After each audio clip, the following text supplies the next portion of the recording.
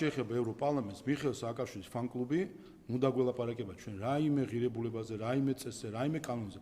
ესენი არიან მიხეილ სააკაშვილის ფან-კლუბი, ამით ყველაფერი ნათქვამია, როდესაც ხარ დიქტატორის, წამებელის, კორუმპირებული ადამიანის ფან-კლუბის წევრი, ის ეს უკვე არის განაჩენი მათთვის, ვინც ამ ნაწილში კიდევ ერთხელ გასაგებია, რომ მიხეილ სააკაშვილის ფან-კლუბი დაემუქრება ქართულ ხალხს სხვადასხვა ინსტრუმენტებით, ამაში გასაკვირი არაფერი არ არის, მაგრამ კიდევ ერთხელ როგორც სხვა დროს ცდილობენ რომ დაგვაზიანონ, ამას ვერ მიიღებენ საბოლოო ჯამში და რაც თავარია მთავარ რამეს ვერ მიიღებენ, რომ ქართულმა ხალხმა იმოქმედოს მათი პოლიტიკური დღის წესრიგით, რომელიც მხოლოდ ერთი რამე აინტერესებთ. არაფერი სხვა ქართულ ხალხთან დაკავშირებით არ აინტერესებთ. არც ქართული ჟურნალისტიკა აინტერესებთ, არც ქართველების კარგად ყოფნა არაფერი არ აინტერესებთ.